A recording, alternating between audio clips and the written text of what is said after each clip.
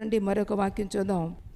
ద్వితీయోపదేశకాండములు 8వ అధ్యాయము 3వ వచనం.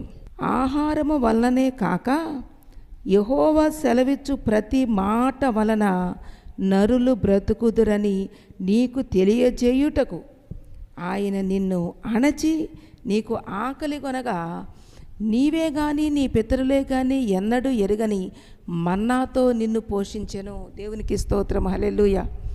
నీవు గ్రహించాలనేది దేవుని యొక్క ఉద్దేశం. ఏమి గ్రహించాలి? ఇదిగో మనుష్యుడు రొట్టె వలన మాత్రమే జీవించట్లేదు, కానీ మరి దేని వలన జీవిస్తున్నాడంటే దేవుని నోట నుండి వచ్చు ప్రతి మాట వలన మనుష్యుడు బ్రతుకుతున్నాడు. అందుకే ఇక్కడ దేవుని వాక్యం చాలా స్పష్టంగా రాయబడుతుంది. ఆహారము వలనే కాక యెహోవా సెలవిచ్చు ప్రతి మాట వలన నరులు బ్రతుకుదురని నీకు తెలియజేయుటకు. నువ్వు తెలుసుకోవాలి. ఏమని తెలుసుకోవాలి?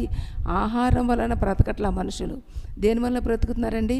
ఇదిగో దేవుని నోట నుండి వచ్చు ప్రతి మాట వలన మనుషులు బ్రతుకుతారు. కేవలం ఆహారము మాత్రమే మనిషికి జీవాన్ని ఇవ్వదు అని చెప్పి నీవు తెలుసుకోవాలని దేవుడు ఏం చేస్తున్నాడు? అణచి ఆశీర్వదిస్తున్నాడు. మొదట ఏం చేస్తున్నాడు? అణుస్తున్నాడు. ఎందుకంటే నీవు దేవుని యొక్క శక్తిని తెలుసుకోవాలి. అసలు దేవుడు ఎవరో తెలుసుకోవాలి. దేవుని వలన ఇదిగో ఈ సర్వ భూ ప్రపంచము కూడా ఆయన నోటి మాట చేత కలగచేయబడిందని నీవు తెలుసుకోవాలని చెప్పి దేవుని యొక్క ఉద్దేశం.